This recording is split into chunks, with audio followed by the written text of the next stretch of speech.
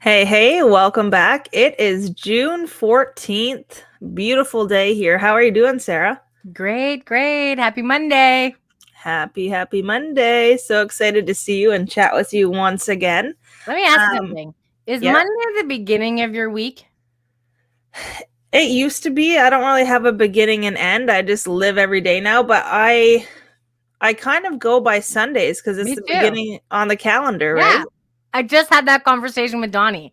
I'm like, Yeah. he's like, well, how many workouts did you do this week? And I'm like, well, 4. And he's like, but it's Friday. And he's like, it's only been 5 days. And I'm like, well, I start my week on Sundays. It's the first day on the calendar. Yeah.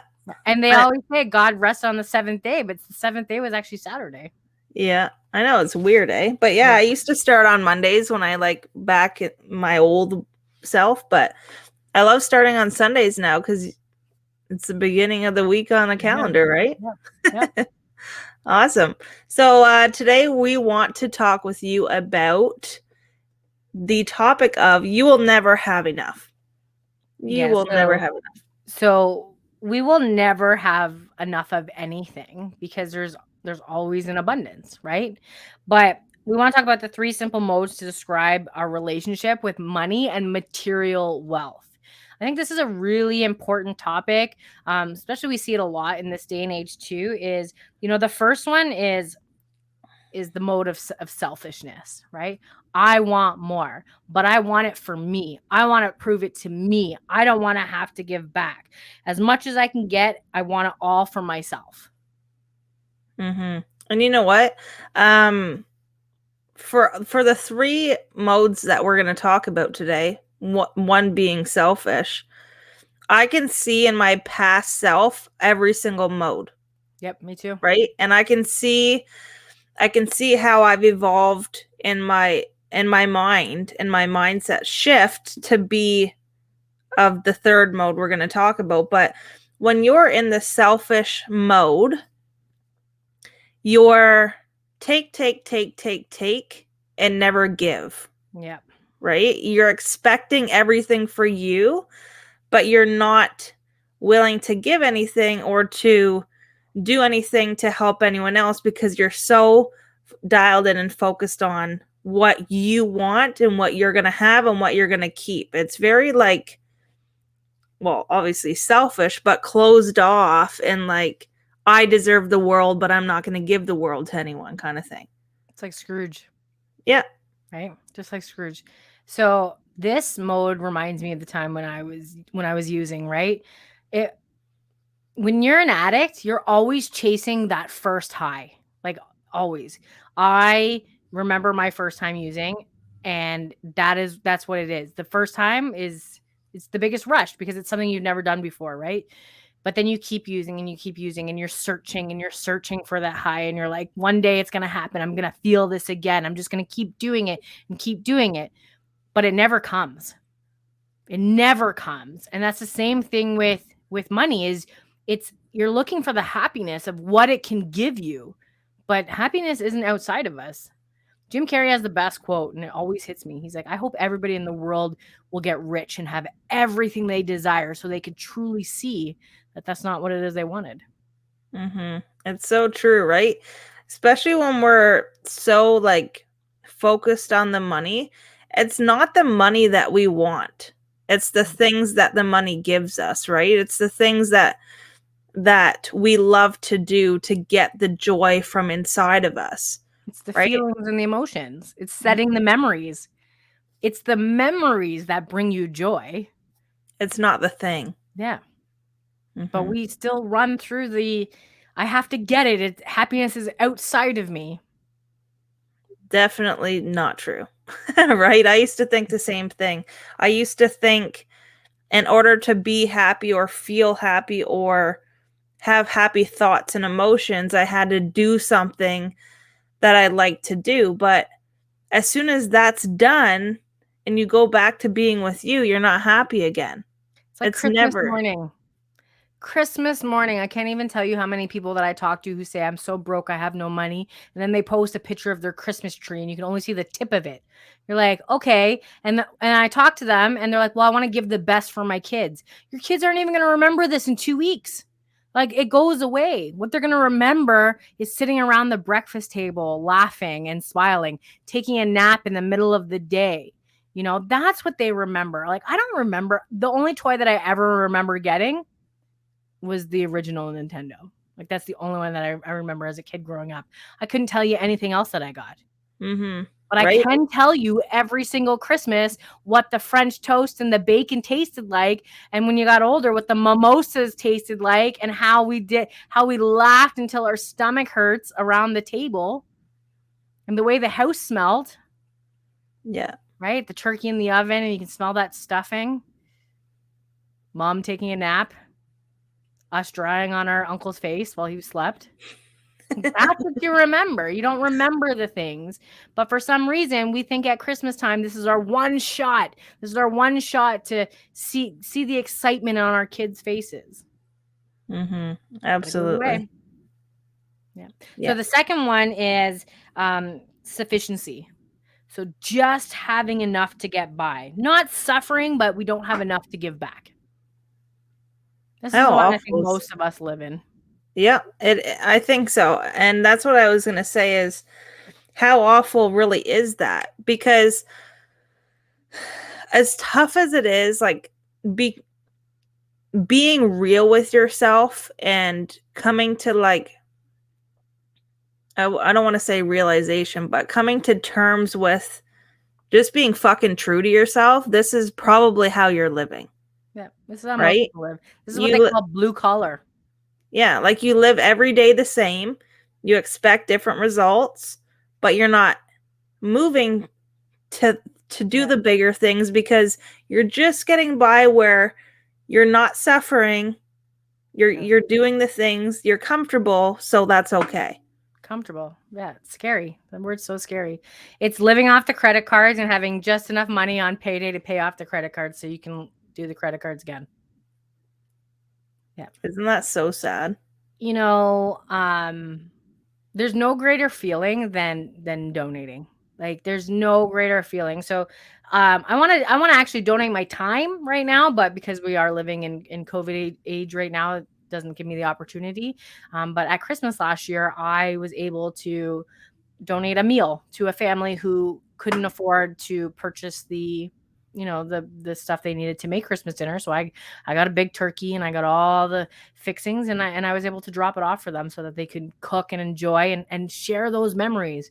And now that's a memory they're going to always remember, and I'm going to always remember that memory, and that's the best feeling. It costs me nothing to go out and buy a few extra groceries, You know but what's it costs them something, right?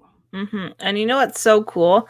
I used to have the mentality and the mindset that all the things I have in my life, if I want to get rid of them, I have to get money out of them. So hence a yard sale, right?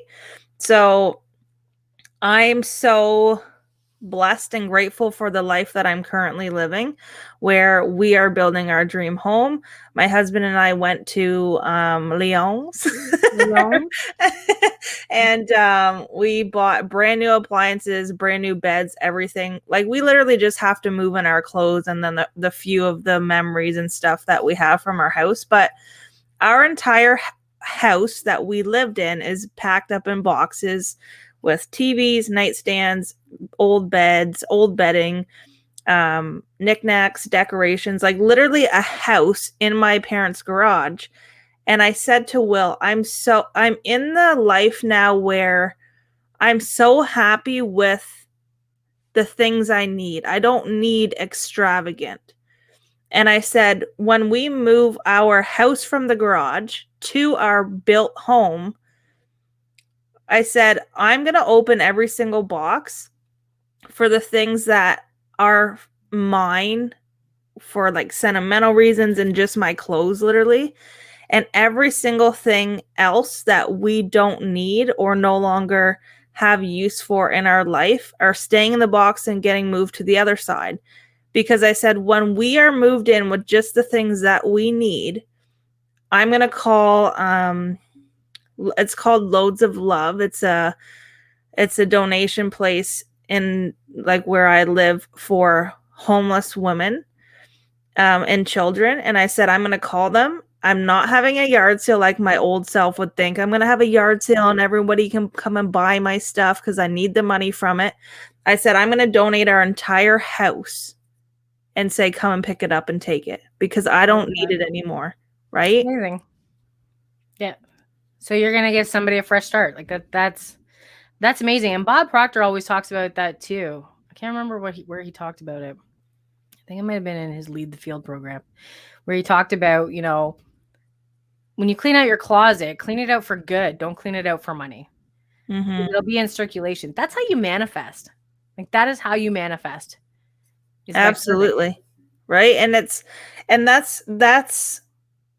it's so life-changing when you it's not even like it's not being it's so funny because when you get to the third mode we're going to talk about, it's not like even in life when you think you want more than what you currently have, so many people have the mindset around it of it's being selfish to want more. Yep. It's But true. it's That is not. a mindset. Yeah. Like Yeah. it definitely is. Like I used to think I don't want more because then when I have more and I'm talking about it, this happened a few weeks ago. I talk about my life freely. I show people what they can have. And I had a friend's mom say to me, it kind of made me think for a second because I had a friend's mom say to me, oh, here's Kaily again saying her fucking perfect life. And I was like, just standing there with my daughter, and she looked at me for reaction. I said, yeah, my life is pretty awesome. I said, I create it the same way you do. And she just kind of sat there and she's like, well, yeah. And I said, yeah. And then she said, but everybody has a negative day in their life. Like, not everyone's life's perfect. And I said, I just stood there and Noah was swimming in the pool and I was looking at him smiling and she looked back at me off the picnic table for a reaction and I was like, yeah. I said I have days in my life that aren't perfect. I said my life isn't perfect. But I said I don't put energy or focus towards the bad shit that happens in my life. Yep. And she was like, "Well, yeah." And I was like, "You know what I mean?" So it's totally a mindset around wanting more than what you have, And that being right selfish. there just proves though that there are people out there with that mindset, right? They'll see you doing well and then they'll try to bring you down because they don't believe that it can happen for them. And That was me too. that's like, but because that happened, it made me question, should I be showing those parts of my life? And I thought, if like there's always going to be that person that looks at your life and think she's bragging, she's showing what I don't have, but the more you stay in that mindset of, I got to say, well, you're just bragging kind of thing, you'll never have that. Yep. But if you take what somebody's showing you and use it as, fuel to your fire and think, she can do it, I can do it. I want more for myself and I don't have to think it's being selfish. Yep. I don't have to live this life of sufficiency where I'm just getting by and that's okay. I don't want to strive for more because I don't want to be selfish. Like it all goes hand in hand, right? Yep. For sure. And that's So, when we're going to talk about the third mode, and Sara yep. will tell you. The third mode is service. So I want to give what I have and I want more in order to give more. So this is where it comes from a not selfish, perspective, right? Because the more you have, the more you can give. So if you're coming from the service mode and not the selfish mode, right? Because the selfish mode is me, me, me. I just want more for me, me, me. Look at me. Look at all I have, right? But you come from the service mode of how can I get more so I can give more, right? And I always think of Mother Teresa. Always, like she is my idol. When I'm doing what I do and when I'm channeling my inner goodness, I think of her. Like she always gave back, right? Like how Jesus he fed those 5,000 people, right? With what he had. So this is where I love to live. I love to live in the service. I feel so good when I can give back. When I can say, when I donate like $500 to a charity and somebody says, "Are you sure that's a lot of money?" To me, that wasn't enough. How can I do more? How can I give more? And I was reading, so I'm getting this from the book by Jay Shetty, Think Like a Monk. If you guys haven't read it, I highly recommend it. It was really, really, really good and opened up my eyes. And as I was reading this part today, I remember a time when it was freezing cold in downtown Toronto. Like it was cold, like you couldn't take your gloves off without feeling the pain from the cold.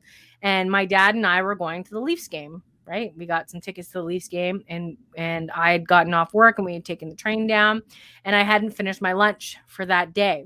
So I'm walking by and there's this homeless woman there. And I said, I got to stop. And I stopped and I took out my lunch. And I said, I don't have much, but like I can offer you this. And my dad's like, well, what about the Tupperware? I'm like, it's just Tupperware. I can go to the dollar store and get it again. And so I left all of my food, but I had stopped in the middle of the cold, took off my gloves, opened up my bag. My poor dad's freezing, but I offered this woman this food and she was so thankful. But that's the least that I can do. Like now, how can I do more? How can I shelter her and save her?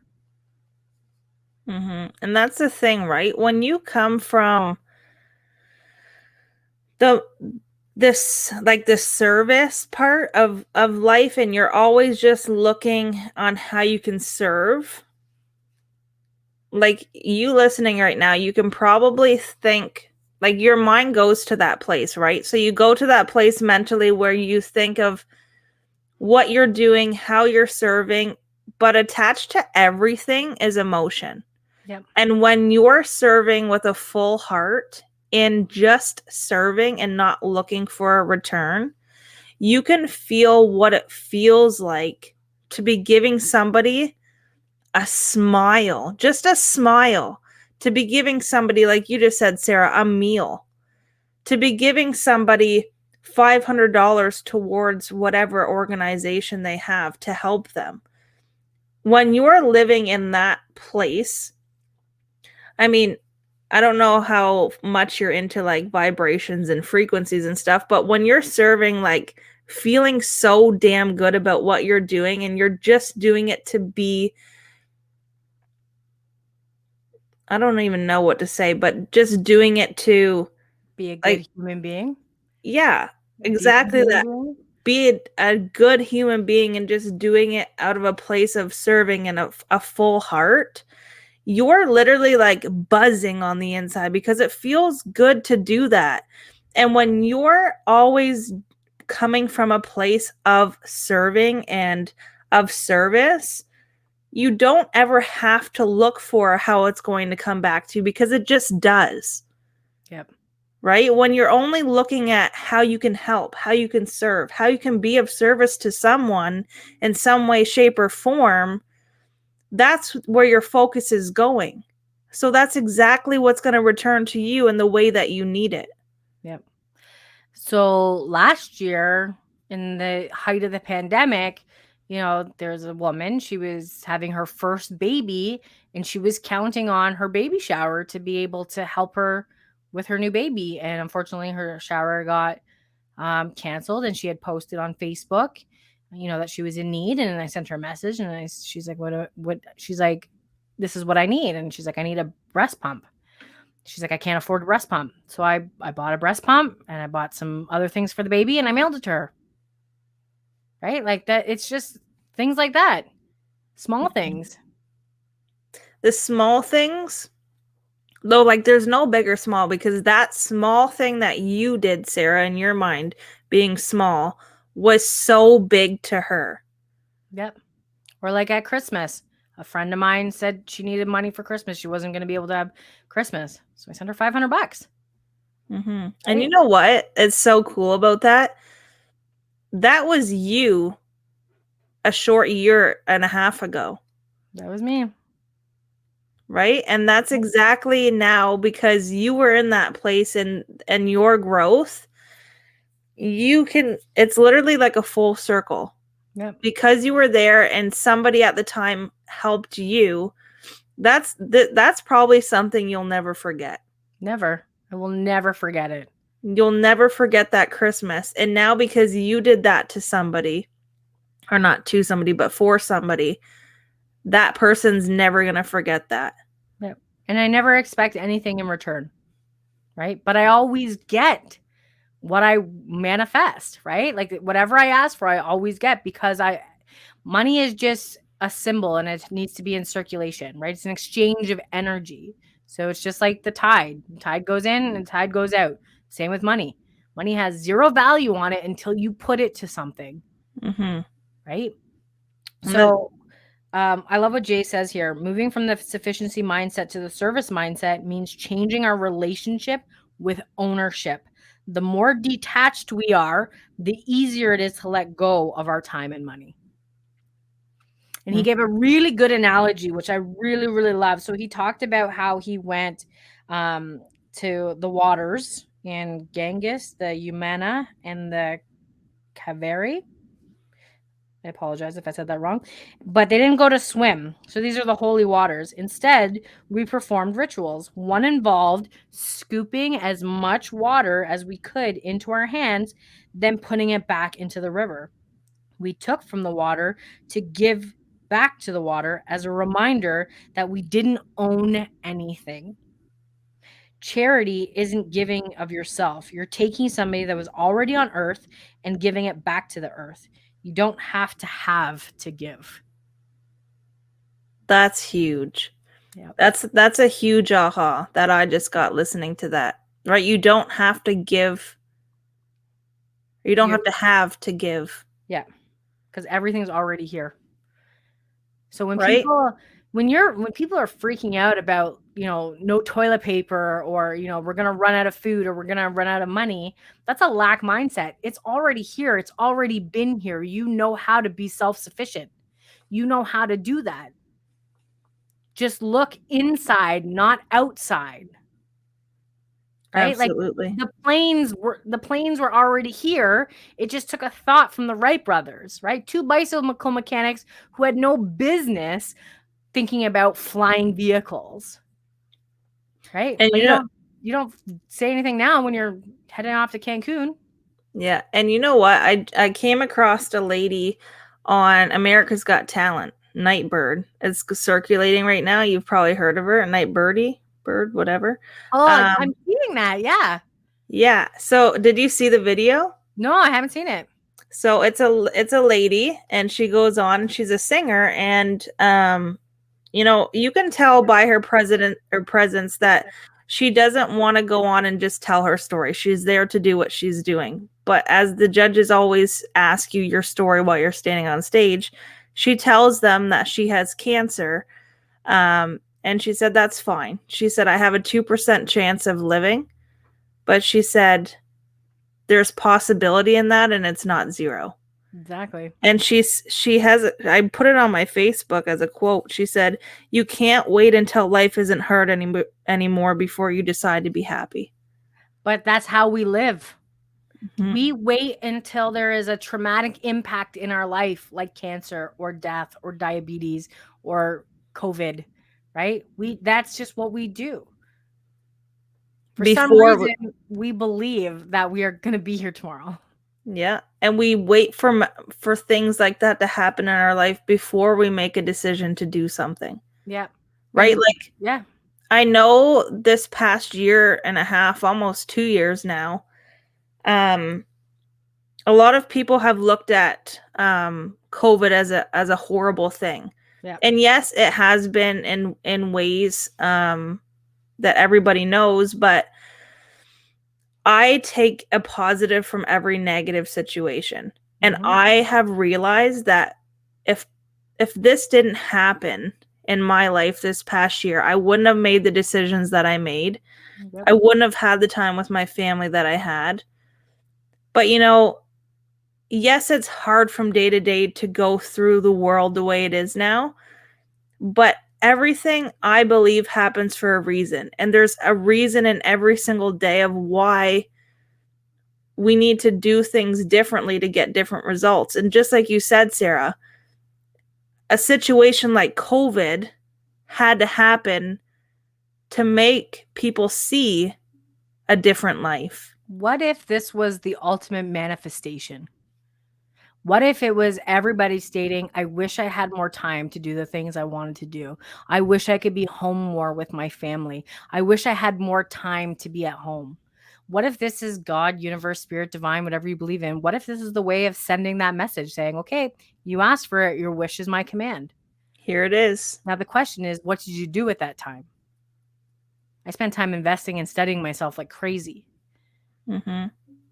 My husband spent his time working out and learning about the body. I spent my time learning about the mind. I want to tell you one story here.